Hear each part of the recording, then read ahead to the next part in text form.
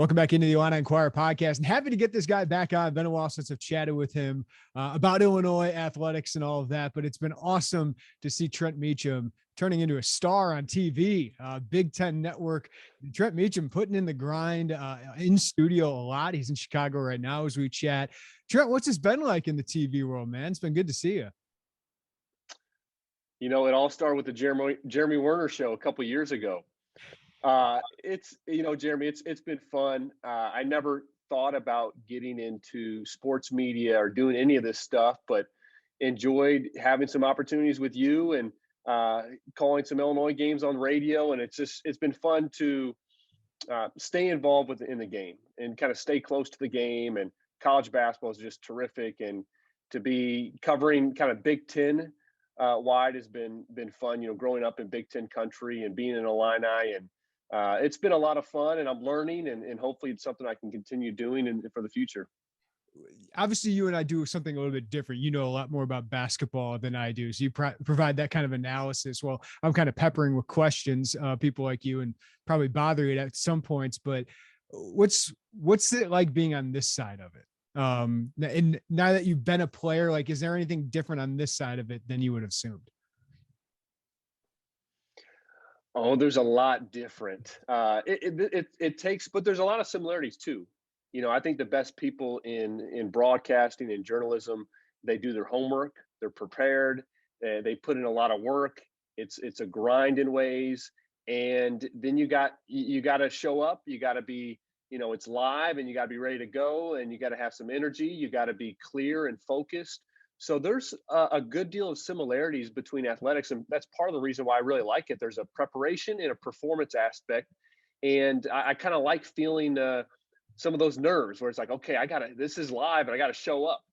So that's been fun, but it's different in terms of you're not in the action, so to speak, competing, and you're kind of you're commenting on things, and that's been different for me. How do I do that in a balanced way? How do I do that in a way that can be critical at times?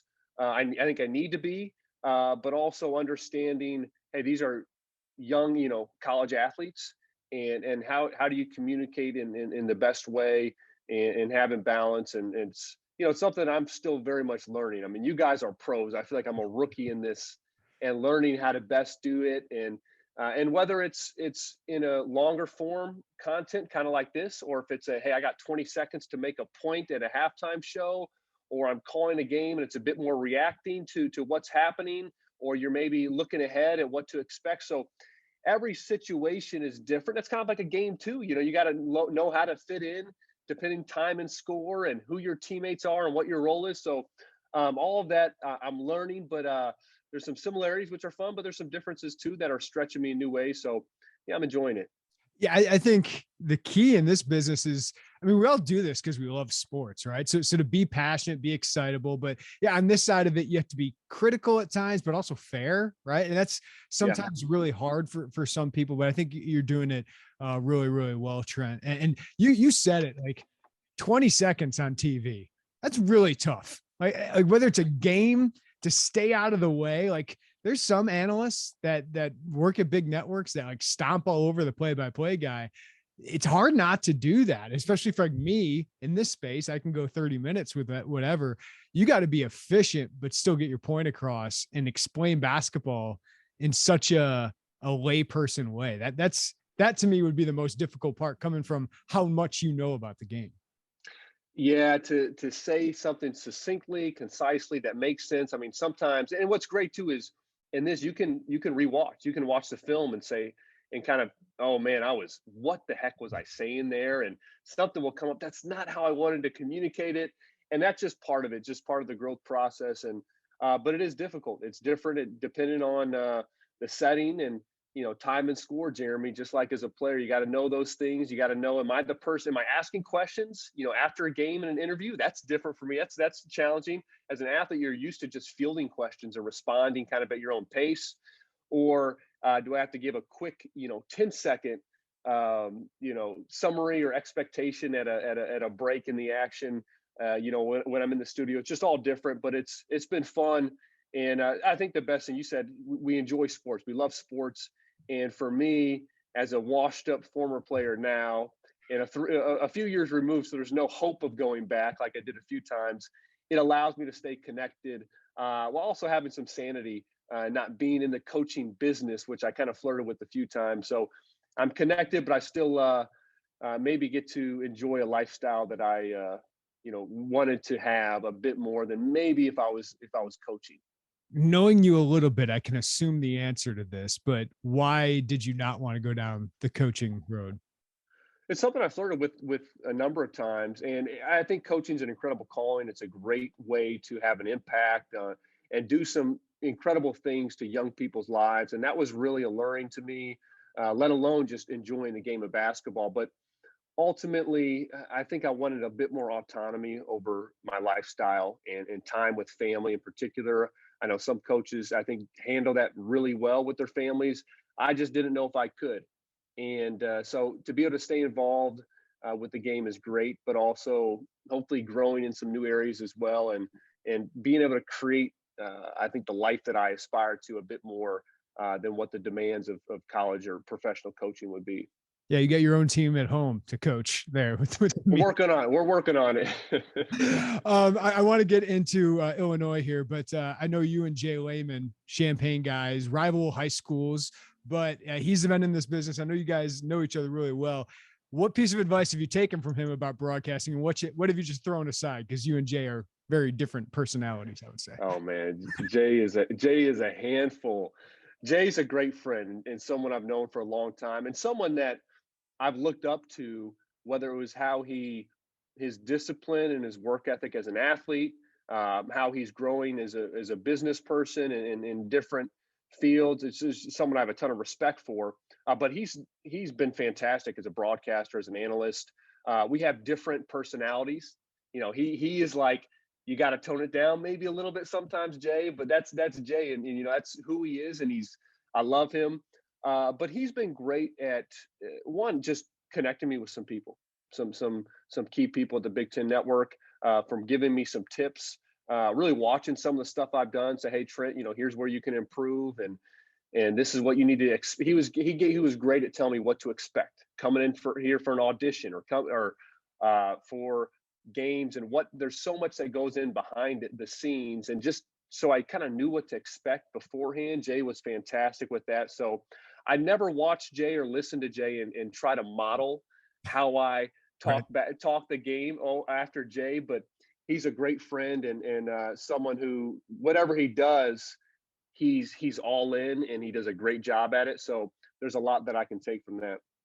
Well, Trent, we're 2/3 of the way through this Illinois basketball season, and it's a top 20 team. It's a Big Ten title contender, but the way they've gotten here has been such a journey, right? Like it's they fought through all this adversity.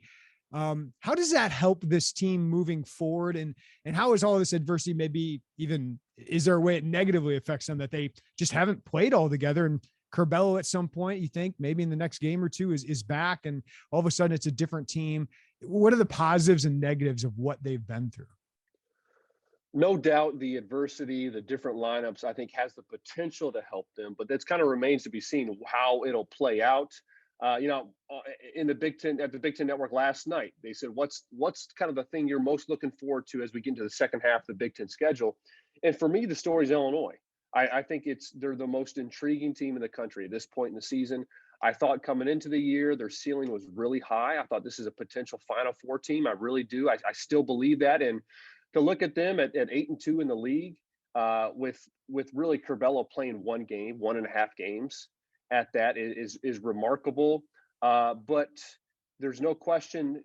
I think they need some time to develop some rhythm and chemistry if they want to reach their potential. They've done a great job of kind of scrapping the game plan. I think in what you expected with Andre Curbelo running the show this year. I think we were all expecting an all Big Ten, potential All American type of season from him. He was so good in the fall when I watched him practice. He was oftentimes the best player on the floor, and he's not a guy that's going to come in and just kind of play a role. He's going to be he needs to have the ball in his hands, and we know when he's on his game, he can be as electric as anybody in the country. So how they've responded without him, and I think when you think about having the dominant player in Kofi Coburn, and then surrounding him with shooters. I mean, the shooting has been phenomenal this year. They've done that really well. I don't know if we thought Plummer was going to have this good of a year. I think we expected a lot from Trent Frazier. Jacob Grandison, his production has not surprised me. I think he's a rock for the team. I think he's undervalued. And then, of course, DeMonte and some of the others. I think we expected that, but Plummer's been a nice revelation for the team and his firepower. But no doubt, going down the stretch, I think they need to be healthy. They need Curbelo to be on his A game, to really be at their best. And if they can find the rhythm here in this February and getting into March, they're a really dangerous team. If not, they're a good team. Right. And they're going to have a say in the Big Ten play for sure. But I do think they need their full roster, and they need some chemistry to make a big push in the NCAA tournament. Yeah, I think you can tip your cap to Underwood, to Bosman's Verdonk, Omar Payne for a couple of games, the freshman here recently, for kind of surviving this, right? But I agree with you, Trent. Like, I think they need to hit another gear if they want to win the Big Ten, especially with what Wisconsin, Michigan State, and Purdue making up their ground now. So Curbelo, we don't know yet. We haven't talked. This is before Brad Underwood talks on Wednesday, and don't know if he'll tell us anything before the game. But Andre Curbelo comes back. We saw against Purdue how good he can be. Now, it's been up and down. They haven't won many games with Andre Curbelo this year when he's been on the floor. But what does that look like to you? Like, what do you think that's going to look like when he comes back? It's one of the more bizarre, I think, things we've seen, especially with the type of player that Andre is. And I would expect how Brad Underwood brought him along last year, and that's he's coming off the bench, and you're going to kind of see how he does. How does he get into the flow of a game? What type of impact does he have? I wouldn't expect him to start anytime soon, but to kind of bring him along slowly. I mean, that Purdue game was just remarkable, and I don't think we can expect. Okay, he was out for 2 months. He practiced 2 days. He scores 20 points. So that means if he starts practicing for a few weeks, he's going to score 25 or 30 every. That's not how it works. But I would expect them to bring him off the bench and kind of almost a game by game thing. How does he kind of fit? You want to get him reps. You want to get him in there. But how does he adjust? And also, how does everyone else adjust with him? Because that's a big key. Is when he's not on the court, you're 4 round one. There's not nearly as much ball screen action, or if it is, it's not to create a play off that. And then when he's on the court, now it's, hey, we're going to give you the rock, and there's going to be a lot of ball screen actions. We're going to let you go to work. We're playing off that. It just looks very different. So I think it's not just a matter of Andre getting into the flow, but the rest of the team learning how to play with them. And I think they'll adjust well, but they've played with him before. He's been there in practice, preseason, but that'll take some time. And I think it's going to be kind of a game by game. I think we'll see some up and down play from Andre. But I would expect that to become more consistent as we get later into February. And hopefully he's able to go tomorrow night and start that process of getting into it sooner than later. Yeah, I think it's fair to say, like, the schedule has given them some breaks here, right? Like they've won some tough games and they've taken care of business, but now the schedule gets real here, Trent. And this is a fun stretch of, especially the next 3 games: Wisconsin at home, then on the road at Indiana, who's really tough at home, and at Purdue, who I think we can all say is the most impressive team so far when you watch them this season in the Big Ten. So what do you think this is going to show us, the next 3 games? Because I think if you take 2 of these, Trent, you feel pretty dang good. Yeah, if you take 2, you feel great. I think what it's going to show us, Jeremy, it's hard to even say that if the full team isn't there. And also knowing, even if Curbelo's playing these 3 games, they're probably going to look different at the end of this month than they do at the beginning. So I look at this as really a great opportunity and a great challenge for them to be in a great position to win the Big Ten title. But in terms of what it's showing us for this team, I kind of feel like even if Andre's back and they struggle a little bit, say, oh, you got to give it some time. Okay. Now, if he's back and they're playing great, then that could really show us something. That's a great sign moving forward. But I would give pause to making too many projections based on these 3 games, just because of the lack of continuity they've had with their roster. if that makes sense. Yeah. I don't know if that's giving a good answer as an analyst. No, you're right, though. I mean, we want to extrapolate everything, and I get caught in this too, but there's still 10 games left. And, there's been some years, I mean, going down the stretch, Iowa injured last year, trailing Michigan. You never thought they would have ended up with more Big Ten wins than them. Yeah, I want to see some continuity to really see where this team is out. But it's a great opportunity. It's a great challenge for them. Yeah. So this Wisconsin-Illinois matchup is really intriguing. I mean, Johnny Davis is deserving of all this National Player of the Year. And without him, you just wonder, Wisconsin, like how many of these close games have they lost? But they're back to being Wisconsin, all of the turmoil they had last year. What do you think of this matchup between these two teams? It's going to be interesting. It's going to be really interesting. Johnny Davis gives them kind of what Kofi Coburn, what we had with Andre or Ayo Dosunmu last year, is when you have a great player and typically the best player on the court, it allows the rest of the team to kind of find their comfort zones. And Johnny Davis does that for Wisconsin. I think what's going to be really interesting is some of these matchups. I would expect DeMonte to be matched up on Davis to start the game. And that's going to be great. But probably what I'm more excited about is Trent Frazier and Brad Davison. Two guys, super seniors, both having great years. And Brad Davison's really shooting the ball well, playing well. He's taken a lot of shots for them.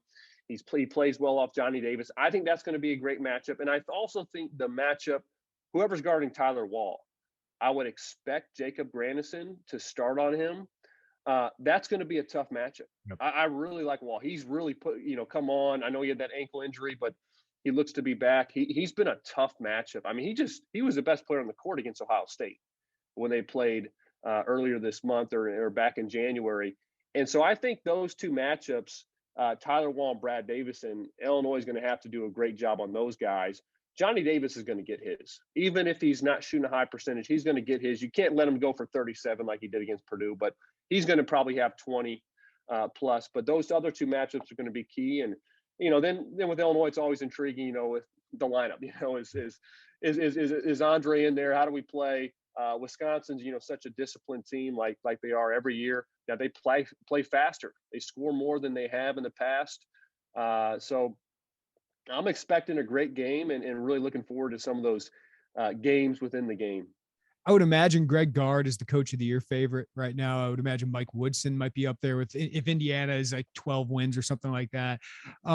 What's the case for Brad Underwood? I mean, what has impressed you, I guess, this year through what they've been through about what he's been able to do with that team? Well, you said the case for him is how he's been able to put this team at the top of the standings without Andre Curbelo and with Kofi Coburn missing some games. I think when you look at the standings, Wisconsin's a surprise to me. Preseason expectations, you did not expect to see Wisconsin there. You expected to see Illinois there.